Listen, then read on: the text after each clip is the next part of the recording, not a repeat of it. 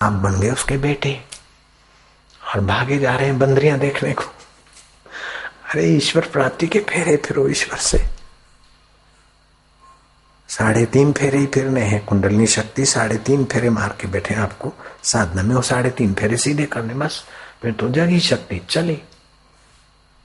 7 फेरे नहीं फिरने, 3.5 फिरने बस। ज्ञानेश्वरी गीता में सब लिखा है। 3.5 कुंडल मार के वो जीवनी शक्ति पड़ी है, उसे कुंडलनी शक्ति कहते। वो सुषुप्त है तब तक, ये जीव जब जागृत होता है तो ईश्वरत्व की तरफ ले जाती हो। लहसुन, प्याज, शराब, मांस, इनसे बचे और ये साधना करें। 6 महीने के अंदर तो कहीं का कहीं पहुंच जाएगा।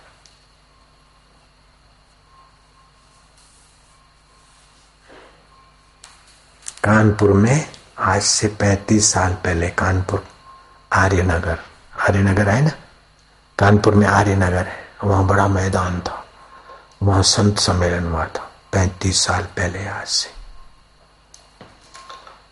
1969-70 के आसपास। तो हमारे गुरुजी नैनीताल थे, मेरे को भेज दिया, तो हम गए। तो बोले फलाने फलाने महामंडलेश्वर सर्वदर्शनाचार्य वेदांताचार्य प्रवचन करेंगे। फिर बोले ये फलाने फलाने स्वामी M.A. स्वामी प्रवचन करेंगे, डॉक्टर जगदीश्वरानंद महाराज प्रवचन करेंगे। तो ये जो भी साधु का नाम आता तो आगे पीछे लंबे पर लंबे टाइटल होते थे।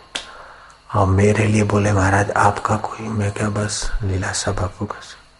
तो ये आशाराम महाराज लीलाशाह बापू के शिष्य प्रवचन करेंगे। तो कानपुर में संत सम्मेलन में अपना नाम खाली इतना है, मैं क्या, ये अपने भी थोड़ा डिग्री ले लो, थोड़े टाइटल ले लो। तो मैं वो कानपुर का सम्मेलन पूरा करके ऋषिकेश चला गया। शिवानंद डिवाइन लाइफ वालों के आश्रम के नीचे राघवानंद थे आचार्य, दर्शन महाविद्यालय अभी भी है, मैं उसमें भर्ती हो गया। और आचार्य की परीक्षा देने के लिए 3री में से सीधा आचार्य की परीक्षा देनी थी मुझे, वेदांताचार्य बनना था। आसाराम महाराज वेदांताचार्य, वो बड़ा होता है, M.A. होता है। संस्कृत में जो आचार्य है, शास्त्री पद्धति बराबर BA पद्धति, और आचार्य पदवी बराबर M.A. पदवी। तो हमने कहा चलो ये पदवी ले लेते हैं। तो उसमें गीता, उपनिषद और ब्रह्मसूत्र, उसकी सब आचार्यों की व्याख्या होती। जैसे PhD के कुछ खास कोर्स होते, ऐसे आचार्य का भी वेदांत आचार्य का कोर्स था। तो मैं उसमें प्रविष्ट हुआ। एक दिन पढ़ा, दूसरे दिन, तीसरे दिन तो भाई ये फलाने दर्शनाचार्य ने ये कहा है, फलाने ने ये कहा।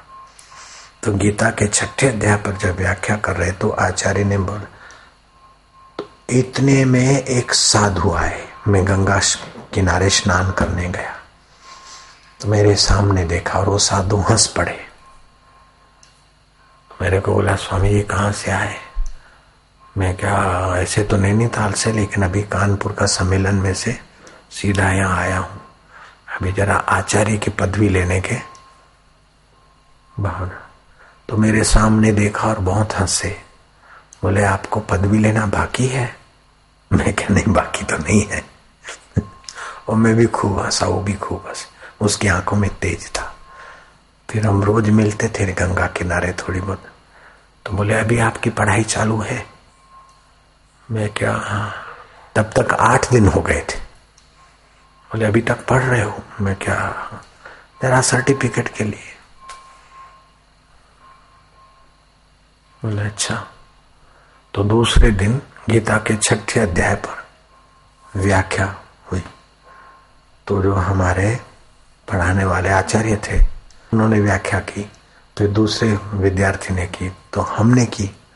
तो बोले आपने आचार्य की परीक्षा दे आए हो क्या? मैं क्या, नहीं, मैं तो 3री पढ़ा हूं, सीधा आचार्य की परीक्षा में बैठना चाहता। बोले नहीं, तुम जो व्याख्या कर रहे हो तो। मैं क्या, अच्छा महाराज, प्रणाम कर दिया उसको। मैं क्या, चलो हो गया अपना पूरा। फिर गया ही नहीं। नहीं चाहिए सर्टिफिकेट। अब आशाराम बापू से ही गुजारा हो रहा है, वेदांताचार्य फलाने दर्शनाचार्य से कोई जरूरत नहीं लगती मेरे को टाइटलों की।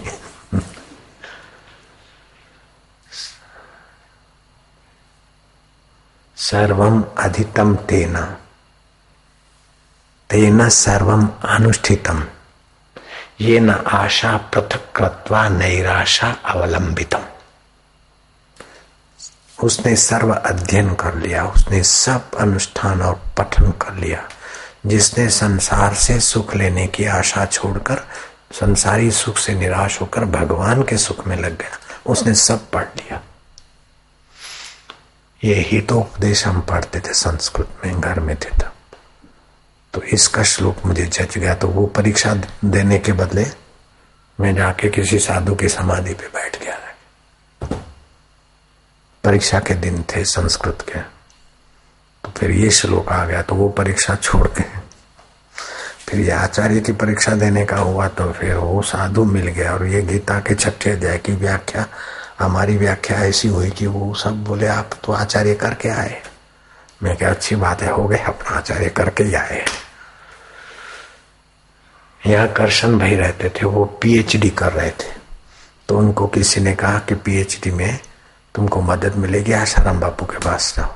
तो करशन भाई इधर आए, तो मेरे को पीएचडी करना है मेरे को। मैं कहा देखो हमारा सत्संग। तो फिर वो सत्संग सुन के यहीं आश्रम में करशन भाई माड़ी, तो उनको पीएचडी पढ़ाने वाले आए, बोले बापूजी अब ये ठीक जगह पर पीएचडी कर रहे हैं। मैं क्या भाई हम तो 3 पढ़े हैं। बोले नहीं, ठीक जगह पर पीएचडी कर रहे हैं।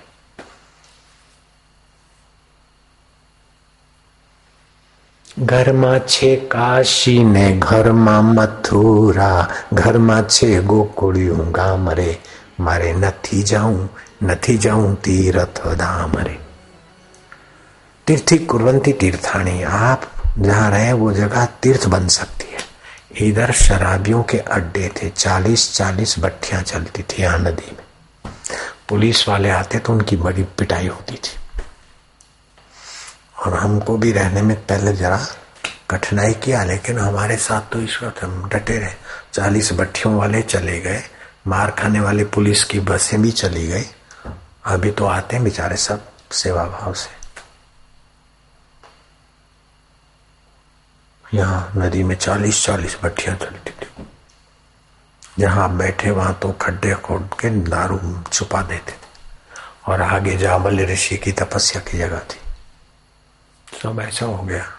एक उसको साध लो, एक परमेश्वर को साध लो, बस सब सद जाएगा। एक उसको छोड़ के दुनिया भर को करो, सब भी रोते ही रहना है। नौकरी करने वाले भी रो रहे हैं, बेटे करने वाले भी रो रहे हैं, शादी हो गई वो भी रो रहे हैं, दुल्हने भी रो रही है, दूल्हे भी रो रहे हैं, म्याऊं म्याऊं वाले भी रो रहे हैं, रोने वाले बच्चे भी रो रहे हैं, और जिनको चुप करा रहे हैं वो भी रो रहे हैं बच्चों के साथ कि क्या करे, बेटे को ये हो गया, अपेंडिक्स हो गया, और बेटे को इस उम्र में कम दिखता है, बेटी है लेकिन उसका एक ऐसा है, इधर ऐसा हो गया है, क्या करे, वैसा करे।